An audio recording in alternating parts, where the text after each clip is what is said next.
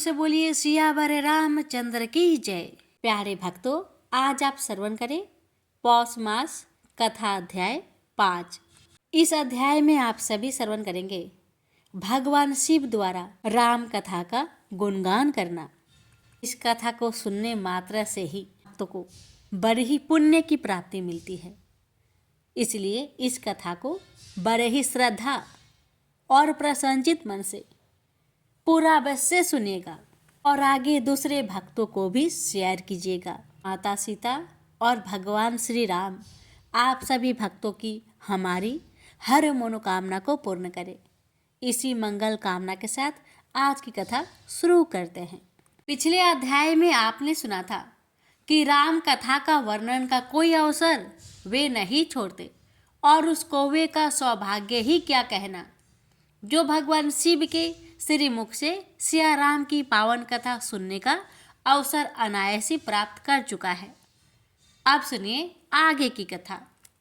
पार्वती की विनय सुनकर भगवान शिव अत्यंत प्रसन्न हो गए और प्रभु श्री राम की नर लीला का आदि से अंत तक वर्णन करने के लिए श्रेष्ठ वक्ता की मुद्रा में आसन जमा लिया। पार्वती ने अपनी श्रुति को शिव के साथ जोड़ दिया, जिससे पवित्र कथा का एक शब्द भी सुनने से ना छूट जाए। शिवगण तो प्रतिदिन ही इस पावन कथा का श्रवण करते हैं, परंतु हर बार यह कथा उन्हें नवीन लगती है। शिव के श्री मुख से अलंकृत व रसों से भरपूर इस कथा का आनंद ही कुछ और है। अतः सब श्रुति मग्न हो गए।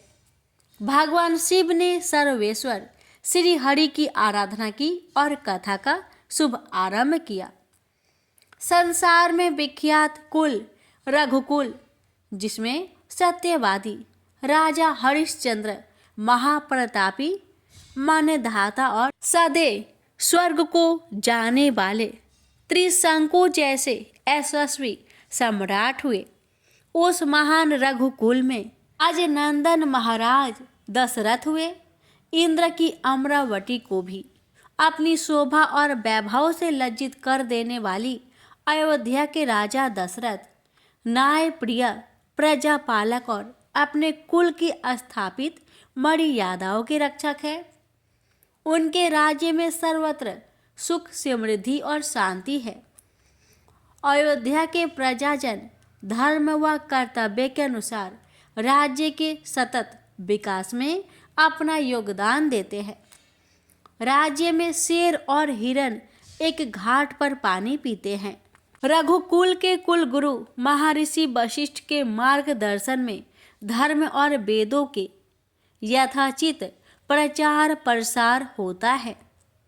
अनेक आश्रमों में राज्य के विद्यार्थी शिक्षा ग्रहण करते हैं। ब्रह्मगण हवन यज्ञ आदि में व्यस्त रहते हैं। राजा दशरथ की 3 रानियां हैं, महारानी कौशल्या, रानी सुमित्रा और रानी केकई। उन तीनों में परस्पर बड़ा प्रेम है। कहते हैं कि इस पृथ्वी लोक पर कोई भी सर्व सुख संपन्न नहीं होता, चाहे वह राजा हो या रंक।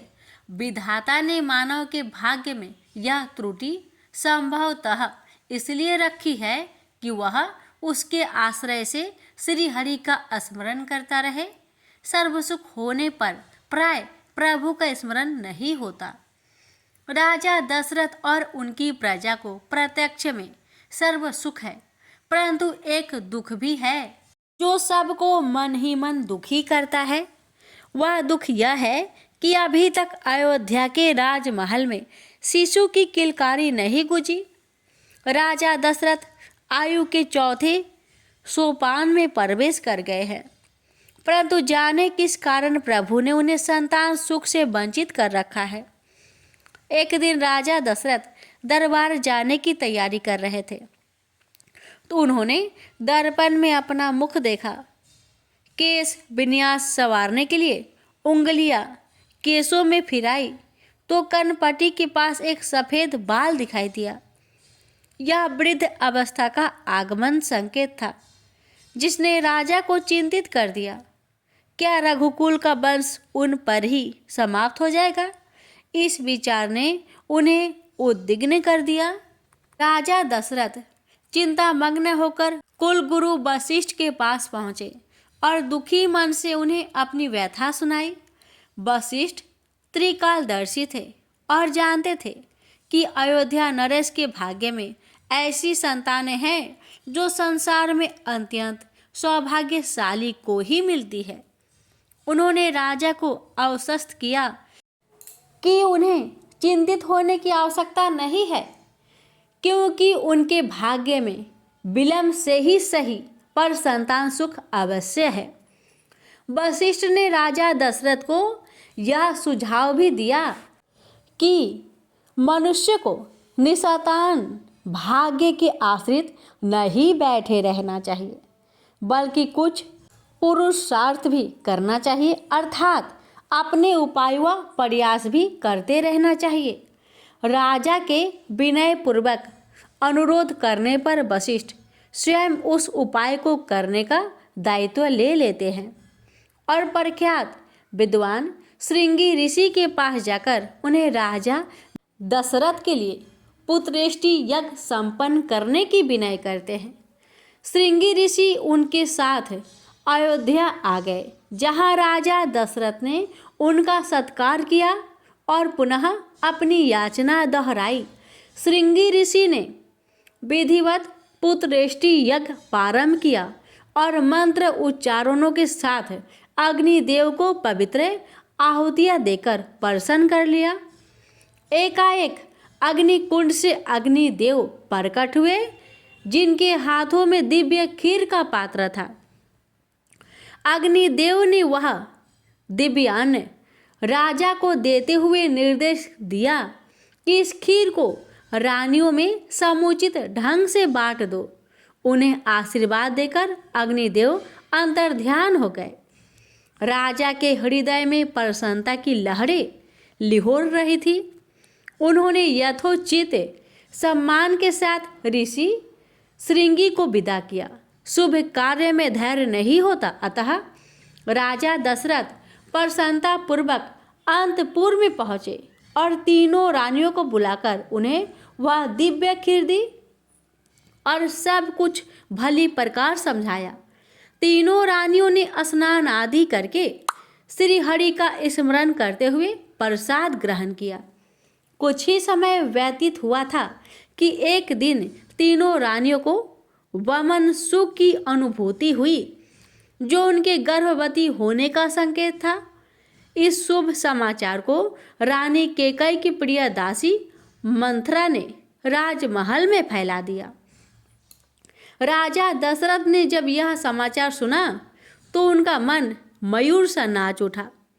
उन्होंने समाचार देने वाले सेवक को अपनी मणिमाला कंठ से उतारकर उपहार में दे दी और अन्य सभी सेवकों को भी भरपूर दान दिया। राज्य भर में यह समाचार फैल गया था और प्रजाजन अपनी प्रसन्नता व्यक्त करने के लिए राजमहल के द्वार पर आ गए थे। राजा ने यह देखा तो उन्होंने राजकर्मचारियों को द्रव्यदान का आदेश दिया। प्रजाजनों की प्रसन्नता दुगनी हो गई थी। अब अपने राजा का गुणगान करते, रानियों को शुभाशीष देते और भावी राजकुमारों के स्वस्थ जन्म की कामना करते हुए अपने अपने घर लौट गए। अब अयोध्या में दिन प्रतिदिन उत्सव होने लगे थे। प्राकृतिक भी उस उत्सव में जैसे सामान्य कूल हो गई थी। शीतल मंद हवा चलने लगी थी। फाग का प्रभाव दिखने लगा था। इस वर्ष होली को उत्सव बड़े धूमधाम से अबीर गुलाल और फूलों के रंगों से मनाया गया।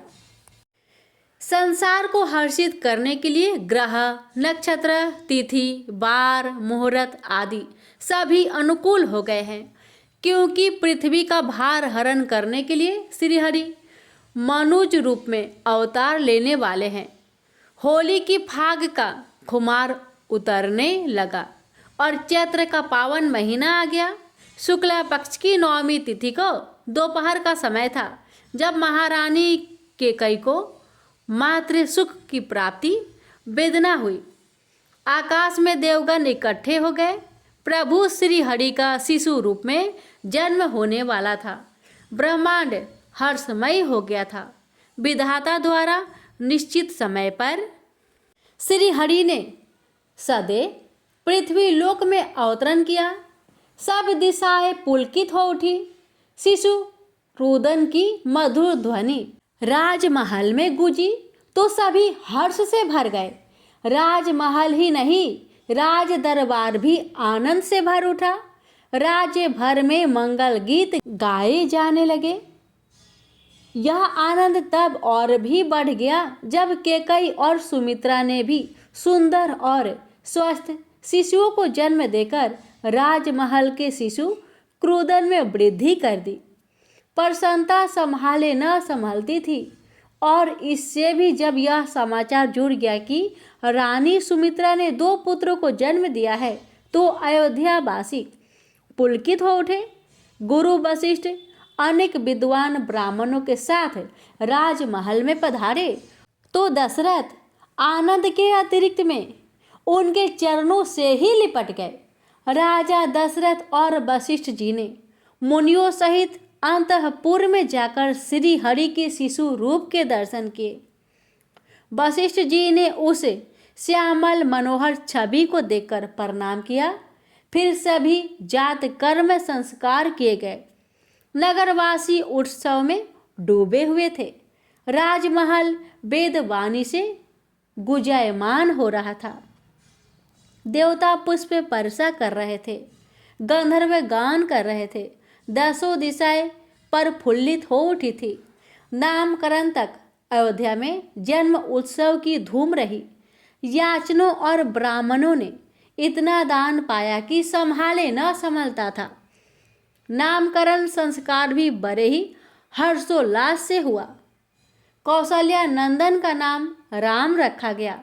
कैकेयी के पुत्र का नाम भरत और दोनों सुमित्रों का नाम लक्ष्मण और शत्रुघ्न रखा गया। राजमहल 4 दिव्य बालकों की किलकारियों से गूंज उठा। तीनों रानियों के लिए जैसे उनका बचपन लौट आया था। कैकेयी को उन चारों की छवि देखने से मन न भरता था।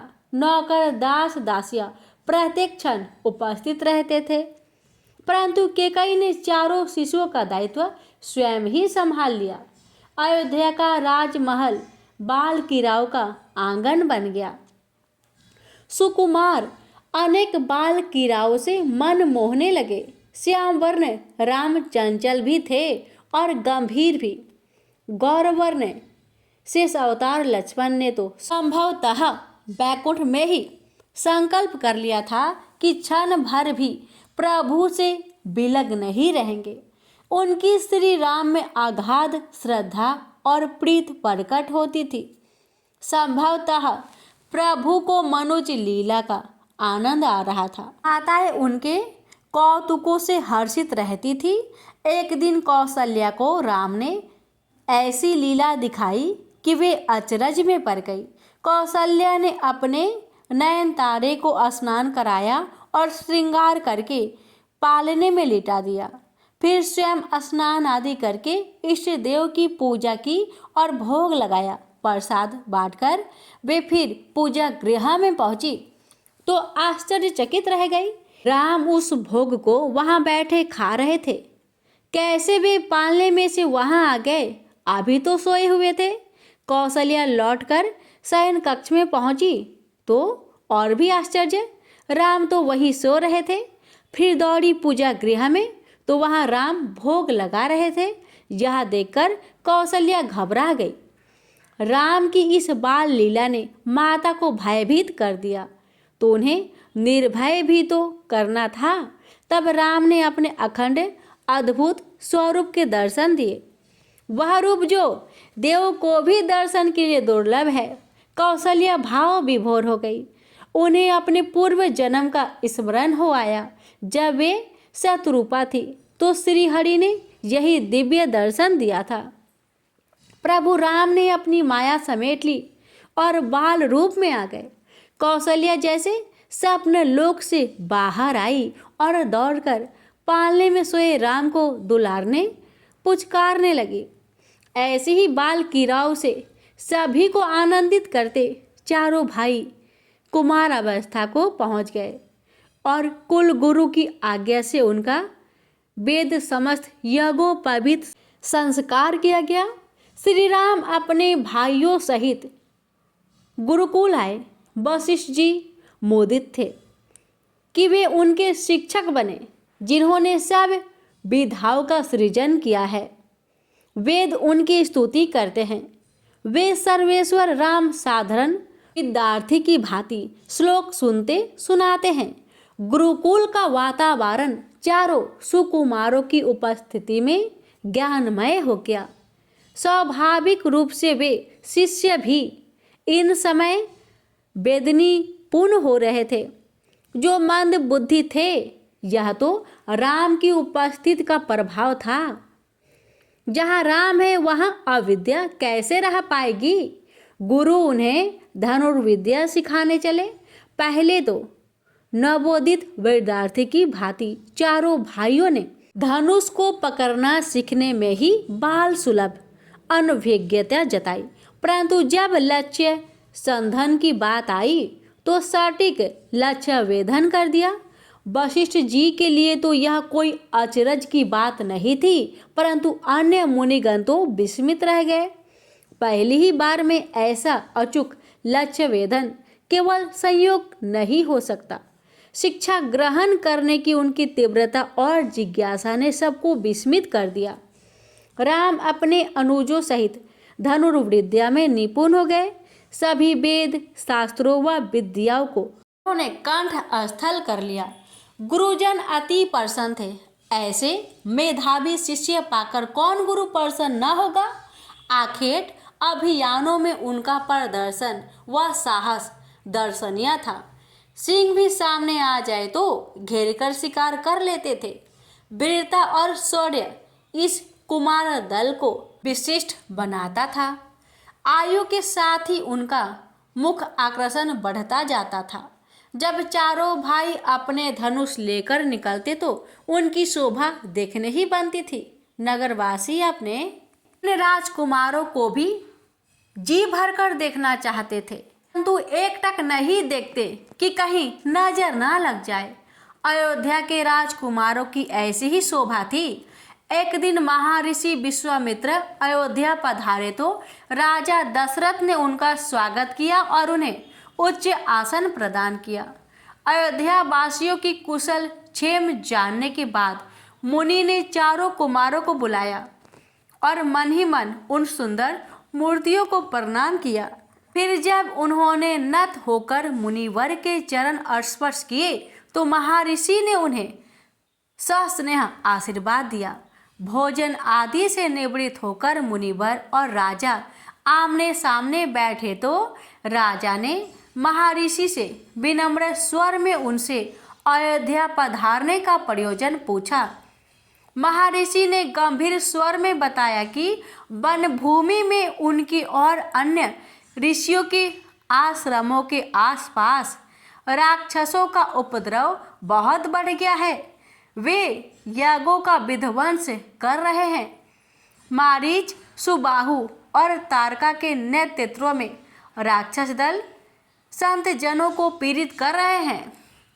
धर्म का ह्रास हो रहा है और मुनि व वनवासी भय में जीवन व्यतीत कर रहे हैं। अतः राजा दशरथ अपने पुत्र राम व लक्ष्मण को उनके साथ भेज दे।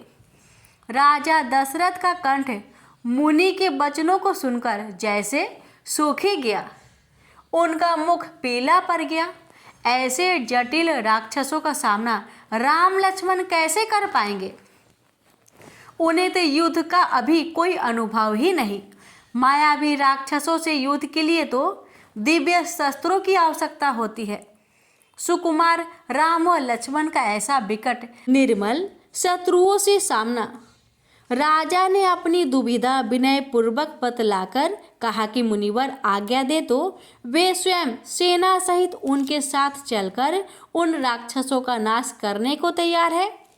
मुनिवर ने हंसकर कहा कि जैसे तुम अनुभव विहीन और सुकुमार कह रहे हो वे क्या है? इसे जानकर भी ऐसा मोह उचित नहीं है, जिनके जन्म का ध्येय ही राक्षसों का सर्वनाश करना है। उनके पराक्रम पर संदेह कैसा? गुरु वशिष्ठ ने भी राजा को भली भांति समझाया और उनके संदेह को दूर किया। राजा दशरथ ने दोनों मुनि जनों की सीख मानकर राम और लक्ष्मण को मुनि विश्वामित्र को सौंप दिया। दोनों भाई अपने धनुष बाण लेकर गुरुजनों, माता पिता व परिवार से विदा लेकर मुनि विश्वामित्र के साथ चल पड़े। श्याम वर्ण और गौर वर्ण राम लक्ष्मण की युगल झांकी सबको आनंदित कर रही थी। प्रेम से बोलिए सियावर रामचंद्र की जय। हे भक्तों, आज की इस पावन राम कथा का समापन यहीं पर करते हैं। अब आगे की कथा अगली वीडियो में श्रवण करेंगे। अरे भक्तों, आज आप सभी श्रवण करेंगे पुण्य फल प्रदान करने वाली भगवान विष्णु की कथा। प्रेम से बोलिए विष्णु भगवान की जय। अंतरिक्ष में उत्तर की दिशा में एक तारा है जिसका नाम ध्रुव है। इस तारे का नाम उसी ध्रुव पर रखा गया है जो भगवान विष्णु का परम भक्त था। आइए जानते हैं ध्रुव की कथा। स्वयंभू मनु और उनकी धर्मपत्नी शतरूपा के पुत्र उत्तानपाद मनु के बाद सिंहासन पर विराजमान हुए। उत्तानपाद अपने पिता मनु के समान ही न्यायप्रिय और प्रजापालक थे। उत्तानपाद की 2 रानियां थी। बड़ी रानी का नाम सुनीति और छोटी का नाम सुरुचि था। सुनीति को एक पुत्र ध्रुव और सुरुचि को भी एक पुत्र था जिसका नाम उत्तम था। ध्रुव बड़ा होने के कारण राजगद्दी का स्वाभाविक उत्तराधिकारी था, पर सुरुचि अपने पुत्र उत्तम को पिता के बाद राजा बनते देखना चाहती थी। इस कारण वो ध्रुव और उसकी माँ सुनीति से ईर्ष्या करने लगी और धीरे धीरे उत्तानपाद को अपने मोह माया के जाल में बांधने लगी। इस प्रकार सुरुचि ने ध्रुव और सुनीति को उत्तानपाद से दूर कर दिया। उत्तानपाद भी सुरुचि के रूप पर मोहित होकर अपने पारिवारिक कर्तव्य से विमुख हो गए और सुनीति की अपेक्षा करने लगे। एक दिन बालक ध्रुव पिता से मिलने की जिद करने लगा। माता ने तिरस्कार के भय से और बालक के कोमल मन को ठेस न लगे इसलिए ध्रुव को बहलाने लगी, पर ध्रुव अपनी जिद पर अड़ा रहा। अंत में माता ने हार कर उसे पिता के पास जाने की आज्ञा दे दी। जब ध्रुव पिता के पास पहुंचा तो देखा कि उसके पिता राज सिंहासन पर बैठे हैं और वही पास में उसकी बीमाता सुरुचि भी बैठी है। अपने भाई उत्तम को पिता की गोद में बैठा देखकर ध्रुव की इच्छा भी पिता की गोद में बैठने की हुई, पर उत्तानपाद ने अपनी प्रिय पत्नी सुरुचि के सामने गोद में चढ़ाने को लालायित प्रेम बस आए हुए अपने पुत्र का आदर नहीं किया। अपनी सौत के पुत्र ध्रुव को पिता की गोद में चढ़ने को उत्सुक देखकर सुरुचि को क्रोध आ गया और कहा, अरे लल्ला, बिना मेरे पेट से जन्म लिए किसी अन्य स्त्री का पुत्र होकर तू क्यों इतनी बड़ी इच्छा करता है? तू अज्ञानी है इसलिए ऐसी अलभ्य वस्तु की इच्छा करता है।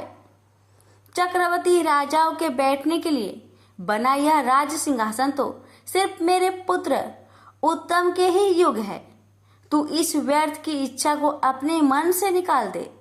अपनी भी माता का ऐसा कथन सुनकर ध्रुव कोपित होकर पिता को छोड़कर अपने माता के महल को चल दिया। उस समय क्रोध से ध्रुव के होठ कांप रहे थे और वो जोरों से सिसकियां ले रहा था।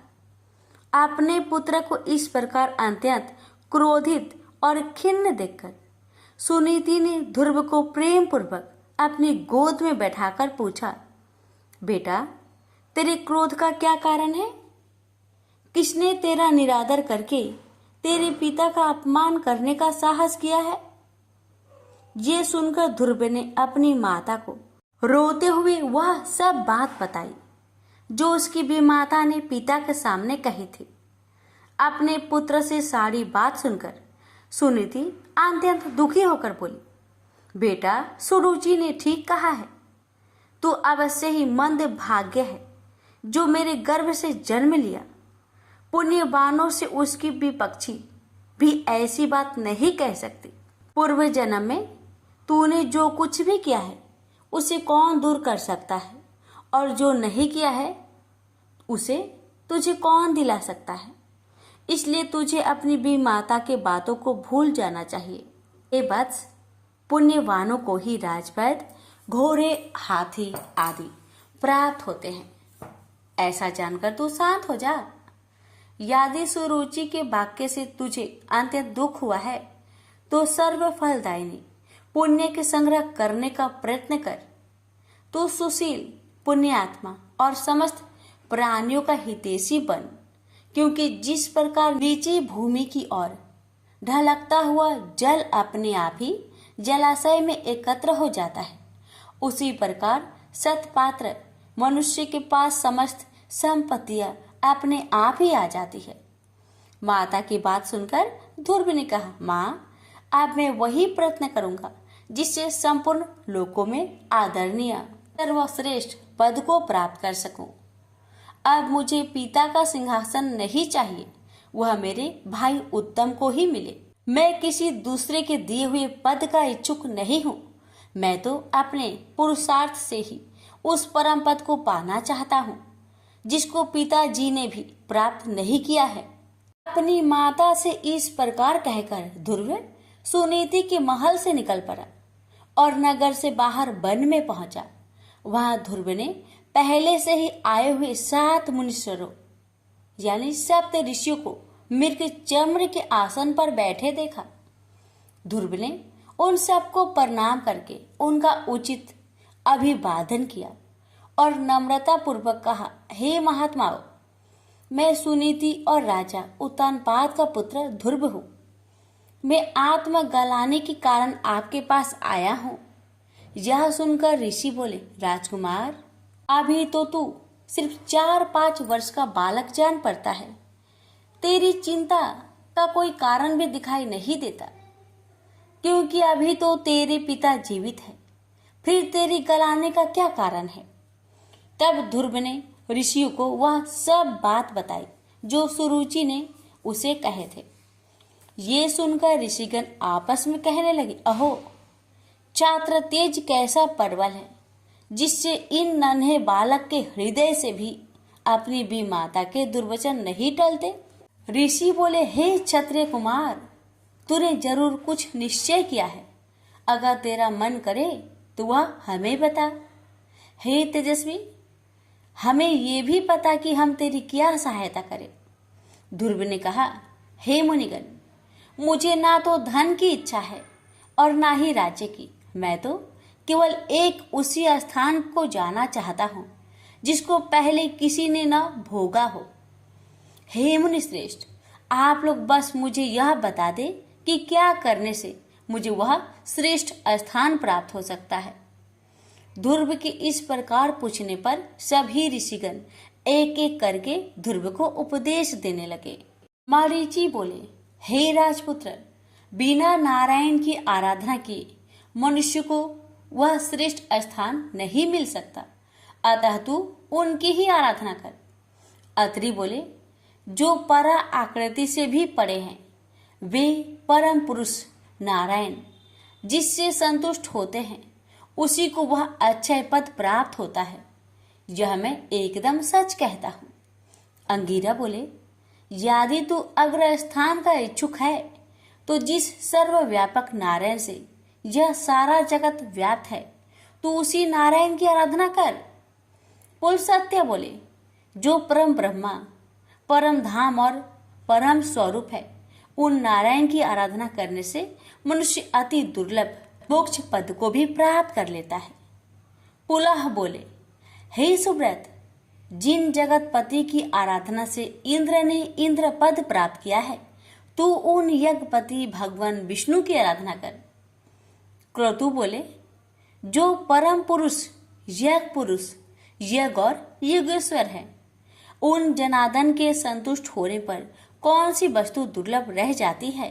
वशिष्ठ बोले, हे वत्स, विष्णु भगवान की आराधना करने पर तू अपने मन से जो कुछ चाहेगा वही प्राप्त कर लेगा। फिर त्रिलोकी के श्रेष्ठ स्थान की तो बात ही क्या है। ध्रुव ने कहा, हे महर्षिगण, आप लोगों ने मुझे आराध्य देव तो बता दिया, आप कृपा करके मुझे ये भी बता दीजिए कि मैं किस प्रकार उनकी आराधना करूं। ऋषिगण बोले, हे राजकुमार, तू समस्त ब्रह्मा विषयों से चित्त को हटाकर उस एकमात्र नारायण में अपने मन को लगा दे और एकाग्रचित होकर ओम नमो भगवते वासुदेवाय इस मंत्र का निरंतर जाप करते हुए उनको प्रसन्न कर। ये सब सुनकर ध्रुव उन ऋषियों को प्रणाम करके चल दिया और यमुना के तट पर अति पवित्र मधु नामक वन में पहुंचा, जिस मधुवन में नित्य श्री हरि का सानिध्य रहता है। उसी सर्व पाप हरि तीर्थ में ध्रुव कठोर तपस्या करने लगा। इस प्रकार दीर्घ काल तक कठिन तपस्या करने से ध्रुव के तपोबल से नदी, समुद्र और पर्वत सहित समस्त भूमंडल अत्यंत क्षुब्ध हो गए और उनके क्षुब्ध होने से देवताओं में खलबली मच गई। तब देवताओं ने अत्यंत व्याकुल होकर इंद्र के साथ परामर्श करके ध्रुव का ध्यान भंग करने का आयोजन किया। देवताओं ने माया से कभी हिंसक जंगली पशुओं के द्वारा तो कभी राक्षसों के द्वारा ध्रुव के मन में भय उत्पन्न करने की कोशिश की, परंतु विफल रहने पर ध्रुव की माता के रूप में भी उसका ध्यान भंग करने का प्रयत्न किया। पर ध्रुव एकाग्रचित होकर सिर्फ भगवान विष्णु के ध्यान में ही लगा रहा और किसी की ओर देखा तक नहीं। जब सब प्रकार के प्रयत्न विफल हो गए तो देवताओं को बड़ा भय हुआ और सब मिलकर श्री हरि की शरण में गए। देवता बोले, हे जनार्दन, हम उत्तानपाद के पुत्र की तपस्या से भयभीत होकर आपकी शरण में आए हैं। हम नहीं जानते कि वह इंद्रपद चाहता है या उसे सूर्य, वरुण या चंद्रमा के पद की अभिलाषा है। आप हम पर प्रसन्न होइए और उसे तप से निवृत्त कीजिए।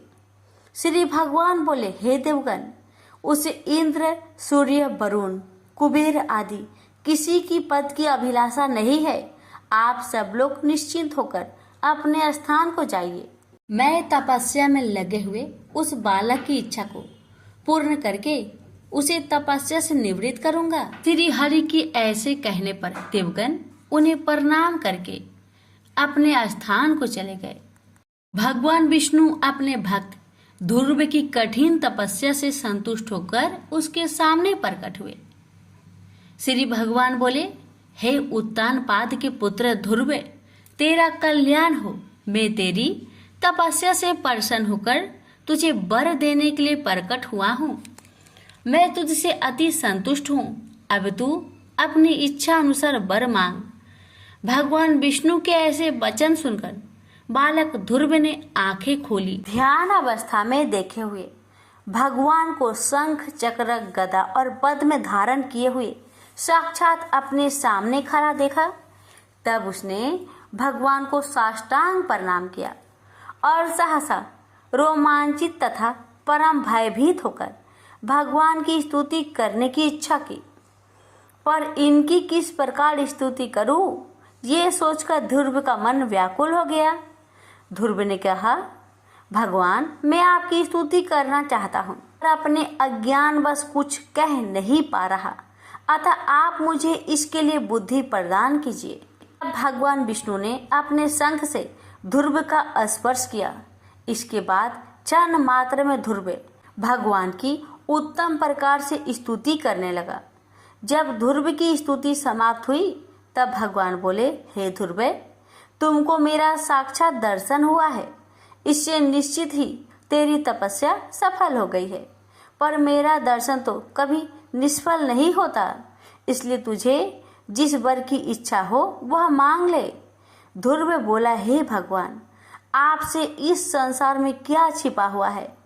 मैं मेरी सौतेली माता के गरुएले वचनों से आहत होकर आपकी तपस्या में प्रवृत्त हुआ हूँ, जिन्होंने कहा था कि मैं अपने पिता के राज सिंहासन की योग्य नहीं हूँ। अतः हे संसार को रचने वाले परमेश्वर, मैं आपकी कृपा से वह स्थान चाहता हूँ जो आज तक इस संसार में किसी को भी प्राप्त ना हुआ हो। श्री भगवान बोले, वत्स, तूने अपने पूर्व जन्म में भी मुझे संतुष्ट किया था, इसलिए तू जिस स्थान की इच्छा करता है वह तुझे अवश्य प्राप्त होगा।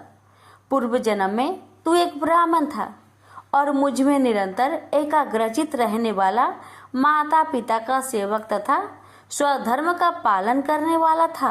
बाद में एक राजपुत्र से तेरी मित्रता हो गई।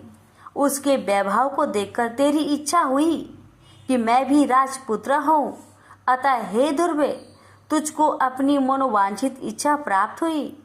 जिस स्वयंभू मनु के कुल में किसी को स्थान मिलना अति दुर्लभ है, उन्हीं के घर में तूने उत्तानपाद के यहाँ जन्म लिया। जिसने मुझे संतुष्ट किया है उसके लिए इस संसार में कुछ भी असंभव नहीं है।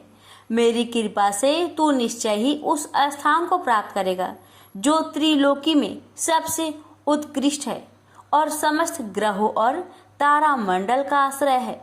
मेरे प्यारे भक्त ध्रुवे, मैं तुझे वह निश्चल ध्रुव स्थान देता हूँ जो सूर्य, चंद्र आदि ग्रहों, सभी नक्षत्रों और सप्त ऋषियों से भी ऊपर है। तेरी माता सुनीति भी वहाँ तेरे साथ निवास करेगी और जो लोग प्रातः काल और संध्या काल तेरा गुणगान करेंगे उन्हें महान पुण्य प्राप्त होगा। धन्य है ध्रुव की माता सुनीति, जिसने अपने हितकर वचनों से ध्रुव के साथ साथ स्वयं भी उस सर्वश्रेष्ठ स्थान को प्राप्त कर लिया। ध्रुव के नाम से ही उस दिव्य लोक को संसार में ध्रुव तारा के नाम से जाना जाता है। ध्रुव का मतलब होता है स्थिर, अपने स्थान से विचलित न होने वाला, जिसे भक्त ध्रुव ने सत्य साबित कर दिया। भक्त ध्रुव की कहानी में हमें यह शिक्षा मिलती है कि जिसके मन में दृढ़ निश्चय और हृदय में आत्मविश्वास हो, वह कठोर पुरुषार्थ के द्वार इस संसार में असंभव को भी संभव कर सकता है। प्रेम से बोलिए लक्ष्मी नारायण की जय।